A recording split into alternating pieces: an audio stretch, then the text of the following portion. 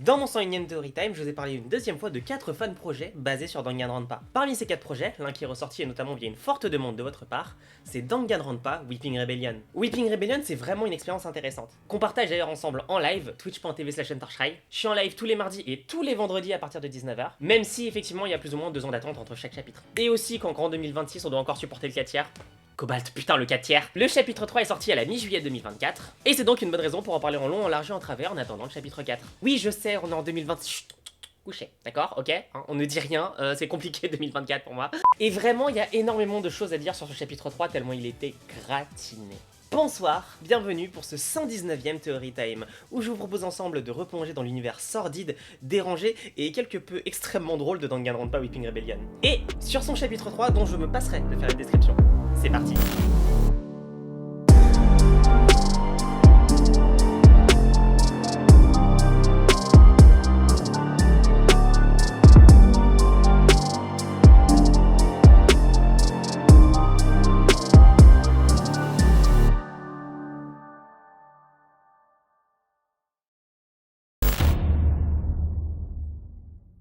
Bon, on va mettre les pieds dans le plat tout de suite. Cobalt, espèce de cacaboudin. Je te déteste, j'ai perdu mon personnage préféré, c'est ta faute. Pour la peine, je propose de boycott solennellement Weeping Rebellion à l'ensemble du fan club de Viridian, enfin pour ce qu'il en reste, hein, évidemment, parce que vous êtes des faibles, aux adorateurs de Leika et aussi aux fans de ce petit sac poubelle d'arrière humaine. On va voir qui est qui, si on se met d'accord, il y a 80% des gens de ton serveur qui partent. Plus sérieusement, je le rappelle si vous n'avez pas suivi, mais dans ce chapitre, on a perdu Leika Ginka, l'ultime astronaute vu comment elle était chez Père, Aririumen, ultime sac poubelle 20 litres, les deux tués magistralement par Viridian Okiku, la fleuriste ultime. Et également l'ultime référence à Nekomaru Nidai. Cependant, Monorisu à la fin du procès a encore dit un truc qui m'a fait tiquer. Ce dernier aurait encore un traître dans le cast. Encore. Ça fait beaucoup là, non? On pourrait évidemment voir ça comme une vanne, comme un moyen de perturber, semer la zizanie, essayer de foutre sous le tapis une incohérence, mais à vrai dire, je pense que ça peut être intéressant d'explorer cette possibilité. C'est vrai, pourquoi Monorisu se serait arrêté à un seul traître, en sachant justement ce qui était prévu avec Vivi mon bébé d'amour? Perdre son avantage aussitôt, en sachant qu'en plus, il y avait une possibilité de fou pour utiliser Leika pour commettre un crime, ce qui aurait été bien plus intéressant à voir puisque si Leika commet un crime sous l'emprise de quelqu'un, est-ce que c'est réellement Leika dans ce cas-là qui a commis le crime? Mais avant même de réfléchir à qui pourrait être le traître, il va falloir qu'on parle de Klaus. Et pas que de Klaus d'ailleurs, on va parler de la composition de cette classe. Et de justement pourquoi c'est un beau bordel, mais je garde le plus croustillant pour une autre théorie. La classe présente dans le cast, c'est la 77ème promotion de l'Académie du Pic de l'Espoir. Et normalement, vous savez qu'elle est censée contenir Hershey Closmo, Anatolia Andolina, Arcadian Nichols, Ari Ryomen, Hiroshi Okino, Junko Mikado, Kazo Saito, Lami Isha, Leika Ginka, Lucien Descombes, Mitsu Yurei, Scarlett Visivus, Shiraka Yukina et Suba Isha. Attends, mais t'as pas cité Cobalt Dice, tu saurais pourquoi si tu réfléchissais, reste concentré, pétasse. Si on part évidemment sur un suivi strict du canon des jeux Danganronpa, chaque classe de la Opspeak Academy est censée contenir 16 étudiants. Là, je vous en ai cité 14. Et c'est qui les autres? Bah déjà, on a évidemment Tomoya Yamoto, aka Valentin, aka l'ultime habitant de Montpellier, et aussi évidemment Cobalt Dice. C'était rapide, je sais. Mais j'ai encore des choses à dire, croyez-moi, je vais pas lui lâcher la grappe dans cette vidéo à notre Bobby national. Chose intéressante par rapport à cette liste, vous voyez bien qu'on est face à la classe complète, amputée de Viridian Okiko. Évidemment, puisque c'est un robot, retenez bien cette information. Mais surtout, j'ai mentionné Klaus. Et Klaus est pas dans la liste. Alors pourquoi j'ai de parler de Klaus alors? Est-ce que Klaus fait partie de la classe 77? Ben non, même pas. Klaus fait partie de la classe 76. Mais c'est pas important, dans cette vidéo ce qui va m'intéresser c'est le dortoir auquel est affecté Klaus, et un dernier point très important aussi. Par rapport au canon des jeux Danganronpa, la Opspeak Academy c'est l'équivalent à peu près d'un lycée. Donc l'Académie du Pic de l'Espoir devrait l'être aussi, non? Dans ce cas, les 20 ans de Valentin font pas trop sens, mais ça va, il y a d'autres gens qui ont 20 ans dans l'Académie du Pic de l'Espoir, genre Bobby justement, mais on verra ça dans la dernière théorie, reprenons. Si on retire toutes les personnes mortes, il nous reste dans le cast de la classe 77, Bobby Dice, Hiroshi Okino, Junko Mikado, Kazo Saito, Lucien Descombes, Mitsu Yurei, Scarlett Visivus, Shiraka Yukina, Suba Isha, Tomoya Yamoto, et oui, il est en vie. Cobalt, tu veux trop faire le mec subversif en mode ouais, on sait pas vraiment s'il est mort. C'est évident en fait que Tomoya il est en vie, bouh, t'es nul, pointez-le du doigt. Qui pourrait, à part Tomoya, être le traître dans le cast s'il en restait encore un? Déjà, je pense qu'il faut juste réfléchir à l'intérêt d'un traître. Mais différemment de Viridian par contre, je m'explique. Vivi, elle a été insérée dans la tuerie pour utiliser Leika. D'ailleurs, j'ai des petites idées autour de la raison, mais c'est pas le sujet actuel. Si on reprend l'idée du traître dans un killing game, c'est quelqu'un qui travaille avec le mastermind pour faire avancer la tuerie, soit en commettant lui-même un crime, par exemple avec Sakura Ogami de Danganronpa Trigger Happy Havoc, ou comme on a pu le voir d'ailleurs dans Dotangan aussi. Mais Théoriquement, faire avancer la tuerie ne veut pas dire tuer quelqu'un ou se sacrifier.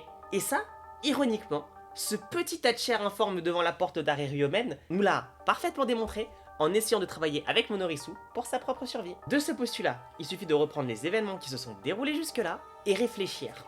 Qui s'est toujours placé pour faire avancer les choses? Vous avez un nom qui vous vient en tête? Je vais vous le donner parce qu'il n'y a qu'une seule personne concernée. Qu'une seule personne avec un temps d'écran trop important pour son utilité finale. Une seule personne qui s'est placée proche d'Herschel, proche de Kazo, poussée à l'existence du traiteur Buster Club, avec l'efficacité qu'on lui connaît évidemment. Je parle bien de Shiraka Yukina. Sans dire que c'est la mastermind, c'est tout de même étonnant quand même de voir qu'à chaque fois qu'il se passe un truc, elle est forcément impliquée. Voilà ce que je pense. Si on doit définir un trait dans le sens de quelqu'un qui a été drop dans le cast, avec plus d'infos que les autres, et ça pour foutre la merde, c'est Viridian Okiku la traître. Si c'est quelqu'un en dehors du killing game, malgré qu'il aurait pu en faire partie en principe, c'est Tomoya Yamamoto le traître. Mais si on se rapproche de ce que devrait être un traître, quelqu'un qui va pousser à l'avancement de la tuerie sans pour autant se mouiller, là, et seulement là, il va falloir commencer sérieusement à suspecter Shiraka. Passons maintenant à la deuxième théorie.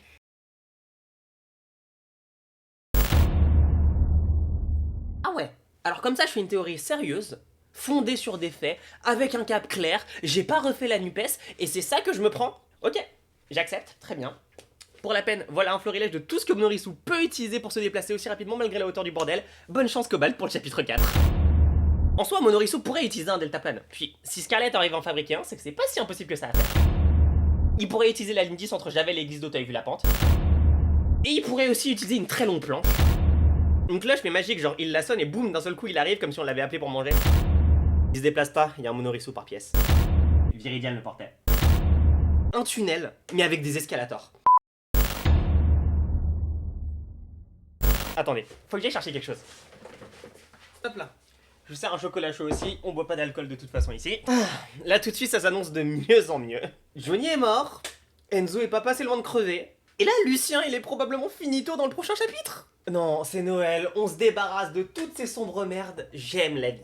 Bon, pour en arriver là, on aura perdu Viridian et Justine, c'est vraiment de la merde. Et en plus, ça montre que Cobalt est handicap parce que, évidemment, sur quoi on va mentir? Sur un handicap. Mais au moins, ça reste une bonne nouvelle. Et dans tous les cas, même s'il est excellent ce chocolat chaud, on va arrêter avec ce chocolat chaud 30 secondes. Lucien, il est pas encore mort. Et Enzo s'en sort miraculeusement, il va surtout falloir qu'on parle de ce qui risque de se passer dans ce foutu chapitre 4. Déjà, sauf élève transféré comme dans un autre fangame, je citerai pas lequel, on part avec Bobby Dice, Hiroshi Okino, Junko Mikado, Kazo Saito, Lucien Descombes, Mitsuyu Rei, Scarlet Visivus, Shiraka Yukina, Tsubaisha, en participant de la tuerie. Et globalement, ce sont des personnages assez développés.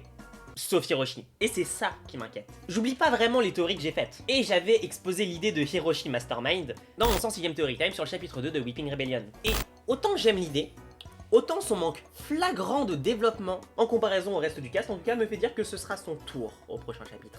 C'est pas le seul d'ailleurs. Scarlet est aussi plutôt en rade en termes de développement de son personnage, mais bon, ça c'est pas pour le mieux. Sauf qu'on a quand même un truc qui s'est passé au chapitre précédent et qu'il faut évoquer parce qu'à tous les coups ça aura quand même un minimum d'importance pour ce prochain chapitre, et c'est la fusion du crâne de Bobby et d'Hiroshi avec la cloison du 4ème mur. S'il doit y avoir quelque chose, s'il doit y avoir au début une mésentente, c'est probablement via ça que ça va arriver. Probablement que Bobby sera peut-être assez neutre ou compréhensif en tout cas de la manipulation qu'a subi Scarlet, mais Hiroshi étant turbo con, c'est pas impossible que ce soit rabâché plusieurs fois. Je drop une idée comme ça. Lucien apparaît pas une seule fois du chapitre. Ne me demandez pas de justification, c'est juste une idée que je pose comme ça. Si on considère qu'il a merdé à la fin du chapitre, il a probablement pris bien tarif dans un coin. Mais pour revenir spécifiquement sur Lucien justement, il cherchait quelque chose sur un ordinateur avant d'avoir été interrompu par quelqu'un dont a priori on n'a jamais entendu la voix. Et je pense que c'est Tomoya justement. D'après ce qu'on sait qu'il a envoyé à Kazu, il devrait encore être en vie normalement. Donc pas impossible qu'il soit présent dans un coin du manoir des ânes bénites où Lucien essayait de s'infiltrer. Tiens, d'ailleurs, comment Lucien aurait pu savoir où s'infiltrer dans le manoir des âmes bénites? C'est pas comme s'il y avait une pièce avec marqué « Ne pas entrer » réservée aux organisateurs de la tuerie sur la porte, non? Bah si vous y réfléchissez, pas du tout en fait. Il n'y a étonnamment aucun endroit a priori inaccessible dans l'académie du Pic de l'Espoir. En dehors évidemment de la forêt. De facto, là Lucien pour se retrouver dans cette situation, soit il a suivi quelqu'un et s'est infiltré dans un endroit qui est caché, soit il sait de base où est l'endroit qui est caché. Et là, ça change totalement la donne. Reprenons vite fait la première théorie de cette vidéo. Je vous ai expliqué qu'il y avait 3 types de traîtres. Ceux qui ne se mouillent pas, Shiraka, celle qui est là depuis le début de la tuerie, Viridian, et celui en dehors de la tuerie, Tomoya. Mais ce petit tas de cendres d'Areriomen a prouvé qu'il était possible de faire autrement. Reprenons l'exemple complet de Sakura Ogami.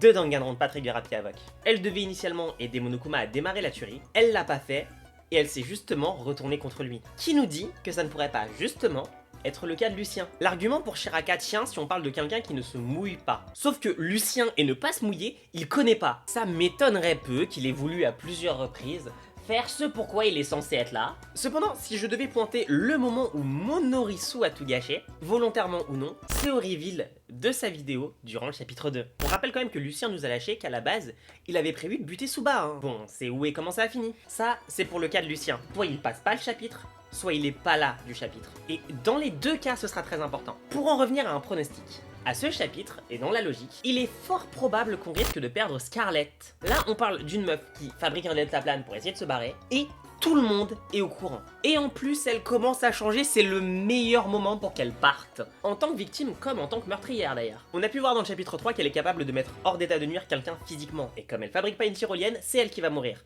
On a pu le voir dans le chapitre 3 qu'elle était capable de mettre quelqu'un hors d'état de nuire physiquement. Et c'est ce petit point là, ce tout petit point, qui me fait penser qu'il ne va rien lui arriver. Ah, vous attendiez à ce que je soutienne le fait qu'elle allait crever?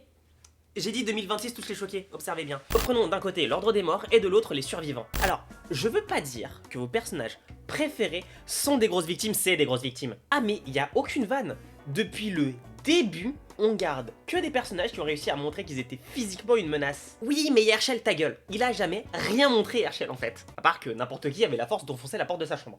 Ouverte. Il reste globalement que des buffs caractères, et c'est là le point, on rappelle quand même qu'on parle ici du chapitre 4. Le chapitre où Sakura meurt, le chapitre où Nekomaru meurt, le chapitre où Bebu Gonta My Beloved meurt, donc logiquement, il y en a un de deux qui va crever. Lucien, c'est clairement le buff caractère évident. Scarlett, celui un peu caché, et c'est un énorme problème. Cobalt, je sais que tu regardes la première et même encore la vidéo parce qu'à mon avis tu vas pas la regarder qu'une seule fois. On va parler toi et moi 2 secondes, d'accord? Je sais très bien que tu as suivi la structure globale dans ton ordre des morts de ceux présents dans les jeux Danganronpa originaux jusque-là. Et je sais très bien que tu as pu prévoir que Scarlett ou Lucien crève au prochain chapitre depuis très longtemps, mais j'y crois moyen. J'y crois moyen. Parce que jusque-là, petit bâtard, et l'insulte est valide, il est vraiment petit, t'as été un peu trop innovant, un peu trop malin dans la manière de prévoir tes meurtres. J'ai du mal à savoir si t'as fait un truc vraiment aussi stupide. Non, je déconne, Scarlett crève, Mitsu ou Junko est la tueuse, et Lucien il est pas là du chapitre. Si Lucien est là, par contre, c'est lui qui crève. On verra si mon pronostic est bon de toute façon. Passons maintenant à la 4ème théorie. Le câble C1, surtout la section entre Villanova et la gare de Villeneuve-Saint-Georges. Dwayne Johnson. Un tunnel mais avec 2 escalators parce qu'il faut bien redescendre. Une machine pour le téléporter. Un fauteuil, mais pour les vieux justement, vous savez le truc qui te permet de monter les escaliers très lentement.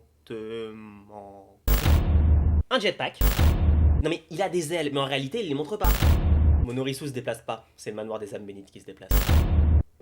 Est-ce que je vous ai déjà parlé de cette putain de tyrolienne? Bon, il est temps de parler de l'éléphant dans la bergerie du magasin dévalisé parce qu'on a volé un bœuf avec mon bro Loulou. Dans ce chapitre 3, lorsque tout le cast découvre la bibliothèque de l'Académie du Pic de l'Espoir, à un moment, on va tomber sur un grand nombre de dossiers. Et ces dossiers vont être la base pour définir qui sont les responsables de cette tuerie. Je dis bien les responsables parce qu'il n'y en a pas qu'un, mais on va y revenir. Pendant ma première théorie, j'ai mentionné plein de points que j'ai pas développés jusque-là. J'espère que vous avez bien suivi parce que ça va pas nous servir totalement non plus, c'était vraiment juste pour les mettre là en mode tenez ça existe, genre au cas où vous les avez ratés, vous avez des informations. Pour qu'on se mette d'accord, j'ai reproduit une des fiches qu'on peut voir en jeu, la voici. On peut y voir de bas en haut plusieurs éléments. Pour commencer, un numéro de dossier. Numéro de dossier que j'appellerai dans cette vidéo matricule pour faire plus simple. En dessous, on a une photo de la personne, à côté le nom, prénom, jour en nombre et mois de naissance en toutes lettres. Et on n'a pas l'année. Encore en dessous, l'âge en chiffres, suivi du mot an, puis le genre, on y reviendra, et enfin un dortoir. Derrière ça, on a un espace avec 3 autres informations supplémentaires, la classe, le talent ultime ou l'ancien talent ultime, et ensuite le statut. Et enfin, les notes complémentaires pour toutes les fiches ou dossiers où elles sont visibles, ce sont des lorem ipsum. Et c'est là où on va enfin mentionner l'éléphant dans un trench coat de porcelaine. On a la fiche de Valentin Sens, ou devrais-je dire Tomoya Yamamoto. Oui, on a sa fiche, c'est fou, mais elle va pas nous intéresser de suite. D'abord, je tiens à parler d'un point que Kazo a soulevé. On dirait un faux blaze. Et tu m'étonnes que c'est totalement bidon. Enfin, probablement pas totalement. En japonais, Yamoto, c'est Tomoya écrit à l'envers. Enfin, plutôt, Tomoya, c'est Yamoto écrit à l'envers. C'est probablement la fausse information. Si je mets fausse information entre très gros guillemets, c'est par rapport à son genre en fait, le bro est trans. Et c'est marqué d'ailleurs sur son profil. Bon par contre, c'est marqué d'une manière, vraiment, ça me fait gollerie de fou. C'est vraiment marqué genre masculin, Mais... Par contre, je veux qu'on s'arrête sur un truc plus important en tout cas que vanner les personnes trans. Et ça, ce sera sur le matricule de Tomoya, à savoir 07714. Et là, il va falloir qu'on s'arrête sur la structure de ces derniers. Un numéro de dossier, ou matricule comme on a dit, est logiquement composé de 5 chiffres. Les 3 premiers étant la classe, donc 075 pour la classe 75, 076 pour la classe 76 et 077 pour la classe 77. Valentin fait partie de la classe 77, donc son matricule commence par 077. Par contre, le 14, c'est un peu plus compliqué de savoir d'où il sort sans réfléchir, et non, c'est pas son anniversaire. Et pour commencer, rappelez-vous de la liste de la classe 77 que je vous ai faite tout à l'heure. Je vous la réaffiche à l'écran. Si on donne un numéro par ordre alphabétique, ça donne ça. Et là, Tomoya a vu sa position à 16 en numéro. Sauf que son matricule, comme on a dit, c'est 07714. Et c'est pas logique, puisqu'on a aussi défini que Tomoya pourrait être un prénom temporaire. Donc, l'ordre alphabétique ne tiendrait pas. Donc, comment on fait pour arriver logiquement à la 14e position? Bah, c'est assez simple en fait. On trie pas par les prénoms, mais par les noms. Ce qui donne ici la liste suivante. Et là, Tomoya est en 14e position. Et ça nous permet aussi de déterminer l'ensemble des matricules de toute la classe 77. Même si effectivement ils sont bien masqués sur la fiche de Leika, d'Herschel et de Junko, je vous les affiche encore une fois à l'écran. Il y a de petits indices qui permettent d'avoir en fait cette information, notamment via l'un des membres du groupe de Spytrix, Amaya Akihito, dont le matricule est 07501. Logique, vu que son nom de famille commence par un A. Ok, on a les matricules des élèves, c'est cool, mais on a aussi la fiche de Lumière 12. Pourquoi son matricule, lui, c'est 07720 alors? Pour la même raison pour les professeurs, la deuxième partie du matricule par contre commençant par 17. Ce qui nous donne, pour tous les profils à la classe 77 dont on a la fiche, la liste suivante. Et on retrouve bien le matricule de Lumière par rapport à ça. C'est tellement beau. Mais on n'a pas encore fini. Il nous reste quelques personnages dont on a eu les fiches. Et on revient justement à Klaus. On n'a pas son numéro de matricule, mais comme Klaus a pas de nom de famille, son matricule c'est soit 07601 ou 07616, dépendant de comment l'académie a géré son cas. Dans sa classe, on a également Hajimari Heiji et Marioku Daisuke. Et là, malheureusement, pas vraiment moyen de connaître leur matricule en fait. Mais je pense pas que c'est d'utilité, en tout cas particulièrement à l'heure actuelle. Avant de continuer, je vous propose de revenir sur un point qu'on a occulté, les dortoirs. Chaque élève dont on a la fiche est affecté à un dortoir. Et chaque prof est a priori responsable d'un dortoir. Par rapport aux fiches et informations qu'on a eues, je vais vous afficher la liste des dortoirs et qui y sont présents à l'écran. On n'a évidemment pas la composition des dortoirs pour tous les élèves, puisqu'on n'a évidemment pas les fiches de tout le monde. Mais il y a un point intéressant ici, c'est cette image. Ici, Orpheus Vixen dit à Klaus, Herschel, Scarlett, Lamy, Seba et Mitsu la phrase « Ne devriez-vous pas être dans vos dortoirs à cette heure-ci, jeunes gens ?» Et ça peut laisser sous-entendre qu'a priori, ils sont dans des dortoirs séparés. Mais surtout qu'a priori, aucun serait dans le dortoir d'Orpheus Vixen, Vénus 1D. C'est pas un point important ni même indispensable en soi, mais on retient, ça pourrait servir pour une autre fois. Autre chose qu'on peut remarquer dans cette liste, les dortoirs des filles et des garçons sont séparés. Aucune mixité dans les dortoirs. Par contre, cette non-mixité n'a pas l'air de s'appliquer aux professeurs. Orpheus étant responsable d'un dortoir composé a priori de filles, puisqu'on sait qu'Utako en fait partie. Et puisque j'ai parlé de Futako Azama et de Akihito Amaya plus tôt, on va pouvoir mentionner Spytrix. Puisqu'on a découvert que notre Bobby national est un des 3 membres de ce groupe qui aurait mystérieusement disparu. Alors, leur disparition, j'en ai rien à branler. Mais du coup, on a la fiche de Cobalt. Bobby. Et il y en a à dire des choses sur la fiche de Cobalt. Bobby. On va revenir vite fait sur un point. Je vous raffiche à l'écran la liste complète des matricules qu'on a pour la classe 77. Dans la logique, Cobalt Dice a le numéro 07703. Jusque là, on est raccord. Sauf que, vous vous rappelez qu'on a appris qu'à la base, Cobalt c'est un élève de la classe 75, non pas 77. Donc son matricule devrait commencer par 075. Ou alors il a été changé pour un matricule en 077, non? Et c'est là où on va se présenter face à un problème. On fait quoi de ça en fait? C'est quoi son matricule à cet enfant claviste? Ça fait tellement pas de sens, j'ai arrêté de l'appeler Bobby. On va essayer de décanter tout ça, d'accord? Déjà, on se rend bien compte, c'est évident que son matricule ne commence pas par 077. Du coup, est-ce que ça veut dire que ma proposition sur le matricule est fausse? On va y revenir juste après. Si on oublie tout autre changement, est-ce qu'on peut considérer que le matricule de Bobby c'est 07503. Théoriquement ça pourrait l'être, ça pourrait être une pure coïncidence que son numéro n'ait pas changé de la classe 75 à la classe 77 et donc qu'on puisse... Cobalt, et là je parle pas de Bobby évidemment. Tu es au courant que si tu crées des assets et autres, utiliser la police de base, ça aide à faire des analyses graphiques de ce qui est écrit. Surtout avec Excel d'ailleurs. Dans la CG montrant les membres de Spytrix, on peut y lire une note sur la composition de la 75e promotion. Le plus important, c'est que cette liste est par ordre alphabétique. Puisqu'on sait que la première personne, c'est Amaya Akihito, avec comme matricule évidemment 07501. Même avec le flou là, il n'y a pas marqué Cobalt Dice. Sauf si soit il a changé de nom, ou soit... Cobalt, t'as pas pensé à ça à vous, hein?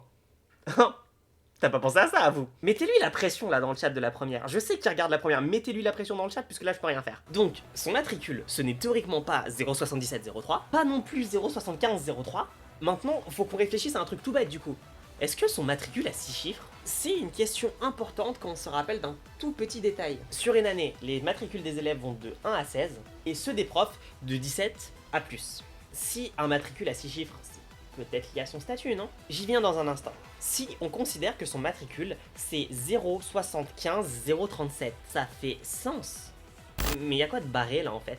Encore une fois, Cobalt, il faut pas me donner accès à tous les chiffres en fait. Ici, le chiffre barré, c'est soit un 1, soit un 7. Et c'est probable au vu des différences de placement des bouts des chiffres que ça puisse ajouter dans les probabilités un 4. Et à vrai dire, peu importe le chiffre barré, je pense pas qu'il y ait pour l'instant une vraie importance sur ce fameux chiffre barré, que le chiffre écrit dessus et donc que le matricule qu'on peut avoir entre gros guillemets 075 037. Maintenant, son statut mentionne élève F, et c'est coupé juste après. Qu'est-ce que ça veut bien vouloir dire? Bon, au risque de me répéter, Cobalt, le vrai, hein, pas Bobby. Stop, utiliser police de base et donner toutes lettres alphabet. Le con, il accélère mon taf. Au moins, c'est mieux que Matrax qui ralentit mes lives, hein, twitch.tv/TorchCry si vous voulez avoir la ref. La deuxième lettre, c'est un A. C'est la seule lettre de cette police qui correspond. Et c'est assez évident à vrai dire. Même si j'aimerais vous dire que j'ai pu trouver effectivement quelle est la troisième lettre, je vais pas aller loin avec juste quelques pixels. Du coup, impossible de connaître son potentiel statut sans bruit de force. On va juste prendre une liste bête et méchante de mots commençant par Fa et juste voir ce qu'on peut y trouver. J'ai fait une sélection et je vous l'affiche à l'écran. On a quand même une vingtaine de mots, donc il y a quand même du choix. Et on va commencer par les blagues.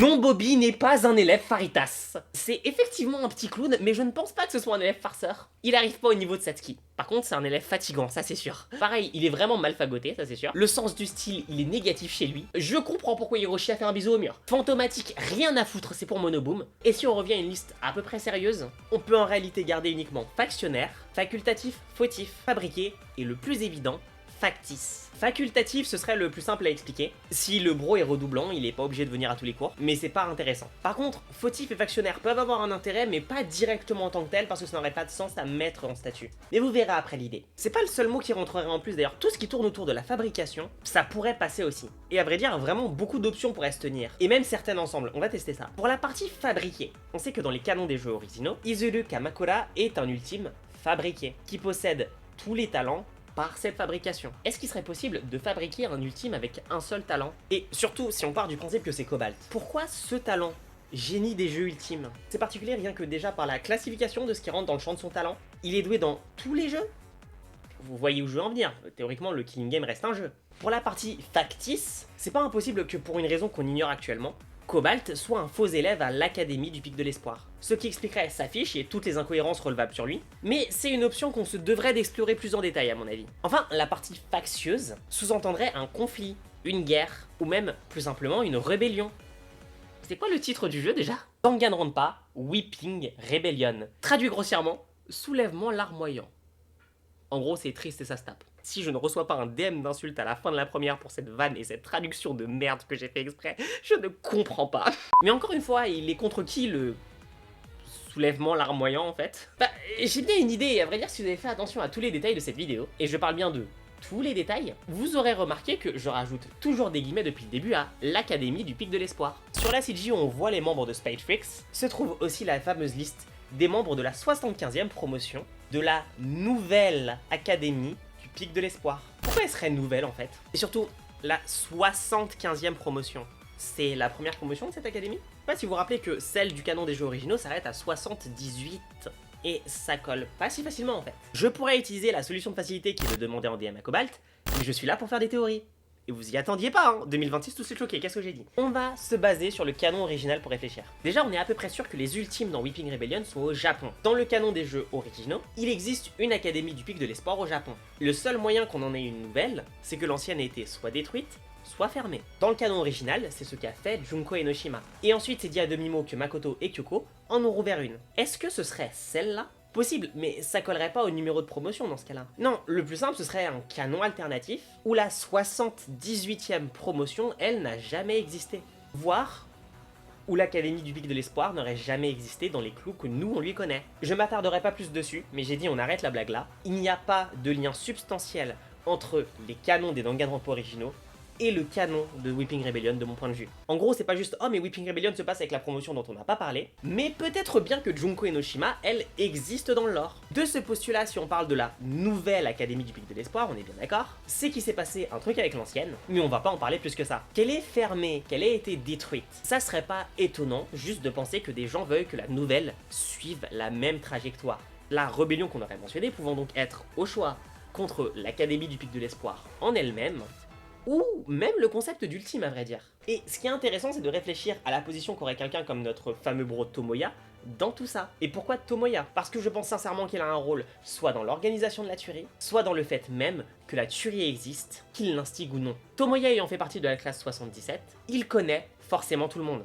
On l'a vu d'ailleurs dans certaines CG. Il peut aussi avoir une idée des proches des autres, et d'où taper aussi. C'est souvent voire tout le temps pour ça que dans les jeux où le mastermind est soit un élève présent dans le cast, comme avec Danganronpa Trigger Happy Havoc ou d'autres fangames, qu'on se retrouve avec les proches qui sont kidnappés. Donc oui, il y a forcément Tomoya qui est responsable de la tuerie d'une manière ou d'une autre, puisqu'il faut quelqu'un de proche des élèves pour obtenir des informations et même peut-être obtenir leur confiance. Enfin, il faut quand même qu'on parle du deuxième éléphant dans la bergerie du magasin dévalisé parce qu'on a volé un bœuf avec mon bro Loulou.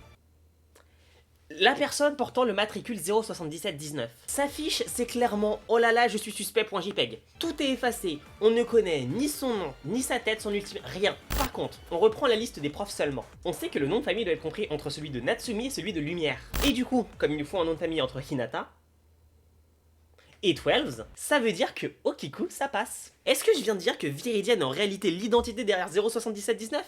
Oui, totalement. Ah mais je suis pas des Lulu, je vous jure que je ne sors pas ça de nulle part. On va retourner l'échiquier vite fait. On sait pertinemment que Viridian Okiku est un robot. D'accord. J'accepte de ne plus être des Lulu par rapport à ça pendant 10 secondes. Sauf que, si tu fabriques un robot humanoïde, tu vas pas juste tirer le design de nulle part. Tu vas probablement t'inspirer d'une personne réelle. C'est par exemple le cas avec Ko dans Danganronpa Heartless Deceit, où Denshi l'a créé sur le modèle d'Anako. Mais du coup, ce serait pas vraiment Viridian, je sais. Donc, si ça se trouve, Viridian a été créé sur le modèle de 07719 en personne ou quelqu'un d'autre. Mais plus sérieusement, bah du coup c'est pas vraiment Viridian 07719, je sais. Mais 07719 ça pourrait être Monorisu. Est-ce que je viens de dire que Monorisu est en réalité l'identité derrière 07719 ? Oui, totalement. Ah mais je suis pas des Lulu, je vous jure que je sors pas ça de nulle part. On va faire un mat du berger en un seul coup. Pourquoi au début du chapitre 3, Natsumi appelle Monorisu Risu ? C'est le truc le plus incohérent de tout Weeping Rebellion et personne n'a tiqué dessus.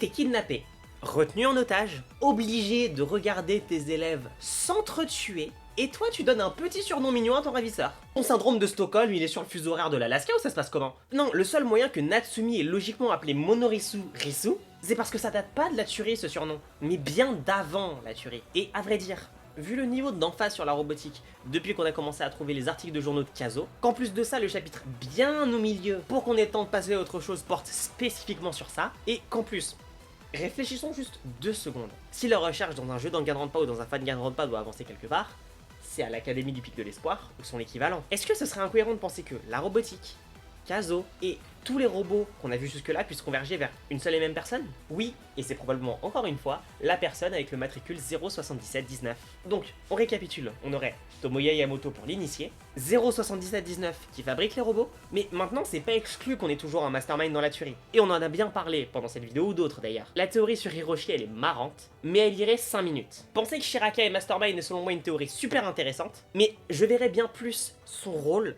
comme celui d'une traître à titre purement personnel. Junko, bon la blague est un peu rance, on va pas se mentir. Donc, logiquement il resterait que Cobalt, ce qui ferait un très beau Toxic Yaoi, ce qui permettrait même peut-être d'expliquer son statut, mais ses actions ne sont pas les actions d'un type qui a décidé de foutre des gens random dans une tuerie. Puis même, je n'ai jamais vu dans un fangame autant d'emphase sur un seul type. Qu'est-ce qui s'est passé dans sa vie en fait ? Donc, on fait quoi ? On reste seulement avec ces deux-là comme responsables ? Pour l'instant, oui. Pour l'instant. Parce que là, je n'exclus clairement pas une intervention d'Inseki Amanogawa, et surtout Showakusei Yamanogawa, jusqu'à Monorisu Natsumi. Je n'exclus pas non plus qu'en réalité, le rôle de Tomoya est de fabriquer des robots. Justement, il est bien lié à l'histoire de Leika, et indirectement à la fleur qu'il y avait sur sa tête. Et je n'exclus évidemment pas un mastermind dans le cast. Qu'il soit Hiroshi, Junko, Mitsu, Scarlett ou même Cobalt, mais j'ai pas encore assez d'éléments pour affirmer quoi que ce soit. Pour l'instant. Voilà ce qui conclut ce 119e Theory Time sur le chapitre 3 de Danganronpa Weeping Rebellion. J'espère vraiment qu'il vous a plu. Je sais que vous l'avez attendu depuis plus longtemps que vous l'auriez aimé, et j'en suis vraiment sincèrement désolé. Mais j'ai eu des années 2024 et 2025 extrêmement compliqué sur le plan personnel. Beaucoup de choses ont eu lieu sur ces 2 années, et au final, je retrouve progressivement le temps et surtout la motivation que j'avais pour faire des vidéos, donc vous plaignez pas trop. J'ai fait beaucoup d'efforts pour faire sortir cette vidéo et je continuerai de faire des efforts par la suite. Évidemment, je tiens à adresser un immense bravo à Cobalt et à toutes les personnes qui ont travaillé d'ailleurs sur ce chapitre 3. Vous avez fait un boulot qui est monstrueux et j'ai extrêmement hâte de ne pas voir le chapitre 4 du coup.